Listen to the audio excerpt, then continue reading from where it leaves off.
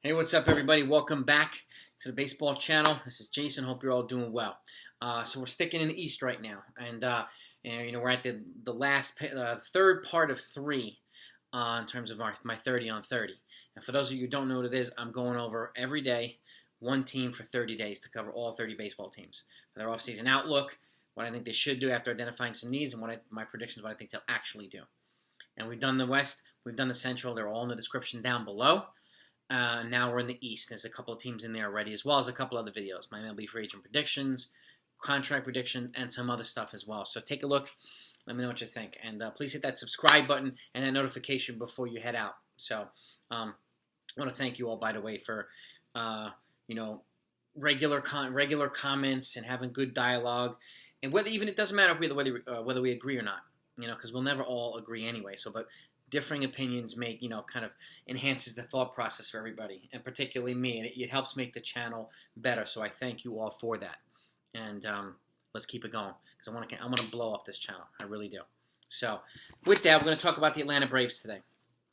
Already a good team, obviously already a playoff team, but they could get better. There's some spots where there's room for upgrades, and they have one of the top, I think, a top 5 or top 7 farm team in baseball. So they have the young position players and the prospect capital to make upgrades where they need to make upgrades. So and again, they're set up for a while, and they have some strong young pitching, but they can always use another pitcher in there for depth. They did re-sign Drew Smyly for 1 year, $11 million. It was a little high for me, in my opinion. But it goes to show you that in this market right now, this unpredictable market, teams are not afraid to spend. So I think a lot of teams will be or hesitant just because of the revenues that have been lost by all the teams. But Atlanta's clearly not afraid to spend. They also re-signed Josh Tomlin, one of their right-handed relief pitchers. So they have made a couple of moves already. Where they can improve as well, they can bring in another depth piece in the bullpen. I'm looking at my baseball book. Maybe outfielder, starting pitching.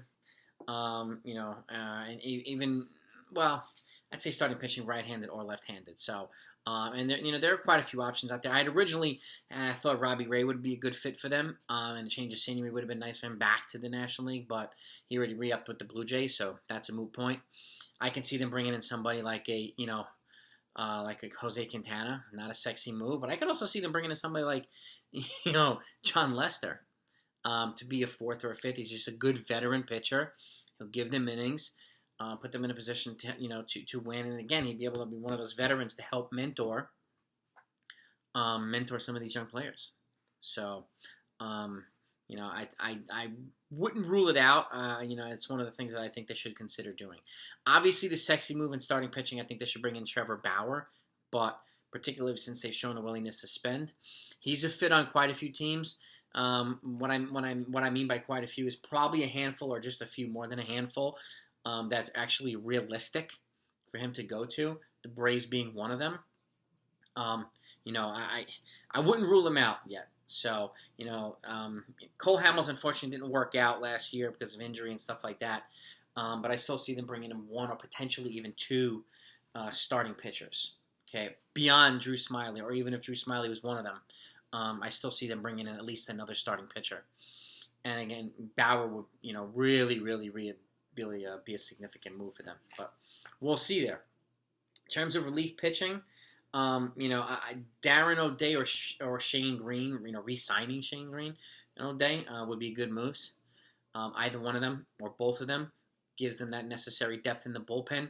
And I've said this in other videos. This is the year for teams who, to really load up on depth, because a lot of teams are heavily front-loaded. They've got some superstars, but the players who, if the superstar gets hurt or needs a day off or a couple days off, the depth behind them, isn't always ideal or at the level where it should be. There's a ton of free agents in this market now that can really be solid or major upgrades at backups if they're not already an upgrade at being a starter. So this is the time for teams right now to capitalize and bring in multiple depth pieces instead of investing a boatload of money into 1 or 2, even though that's okay too. But there's a lot of solid free agents out there that cover multiple positions in this offseason that could really be complementary to a lot of teams, which is why I mentioned O'Day and Shane Green. Would I be surprised if they brought in a Liam Hendricks? No. Power arm or somebody like that, or Alex Colomi? No, I would not be surprised at all. This is the Braves. They're very close to being at the top tier. With that young lineup, and I can see them adding to it. Boosting that pitching, starting and relief. I can see them doing that as well. And in terms of outfield, personally, I think they should bring back Marcell Ozuna. They should just lock him up and long-term him, put him out there, and he would be a great addition. So he would stabilize that outfield and be a good part of that lineup. But the sexy move for me is a major trade to upgrade the infield. It's already been talked about. It's for third base. Now, I know they have Austin Riley, but trading for a Chris Bryant would be the sexy move. Would also be a massive upgrade to the lineup and to the team. He's a veteran. Obviously, he's going to cost a boatload of money after the season, too, when he becomes a free agent. So they would have to give up quite a few prospects. One of them would be Austin Riley, most likely, to go back to the Cubs, as well as some other pieces. But that said, I would not rule out somebody like Kyle Seager. He's the shortstop for the Seattle Mariners. I think he's 32 years old. About 2 years, a little bit older, but he's a multiple-time All-Star. He's one of the best, combo offensive, defensive third baseman in baseball. And he's locked up to a $100 million deal, but it comes out to like $15 million a year as opposed to, a Nolan Arenado getting $240 or whatever he got. Chris Bryant's going to be on the hook for probably $200 million. So if you want a more affordable option that's already locked up long-term, Kyle Seager is the less sexy move, but it could be just as impactful. It will also cost an Austin Riley, but I think it will cost probably a little bit less than Chris Bryant would. So I could see a big upgrade at third base. Now that said, too, the Nationals have shown interest in Chris Bryant, so it may turn into a bidding war for Chris Bryant between the Nationals and the Braves, particularly since they're in the same division, which is why I think Kyle Seager would be an attractive option to consider. Seattle's not competing anytime soon, and they could extract a nice package in return to kind of help them. They're not going to be competitive without Kyle Seager, and they need him to stay there. But think about taking one step back to take maybe 2 or 3 steps forward. That's a scenario when you ship a Kyle Seager over to the Atlanta Braves for a prospect capital, and they have tons of prospect capital, so that they can send back. So I see a third base, potentially a significant third base trade, probably from one of those two guys. I know Nolan Arenado wants out of Colorado, but I could see him being a better option in a couple other places. And Bryant or Kyle Seager, I would look out for that, in my opinion. Now, that's what I think they should do. Here's what I think they'll actually do. I think they'll bring in somebody. They'll probably bring back Shane Green, but I think instead of Darren O'Day, they'll bring in somebody like David Phelps. He'll probably be a little bit more affordable. I wouldn't not be surprised if they snuck in and grabbed Brad Hand.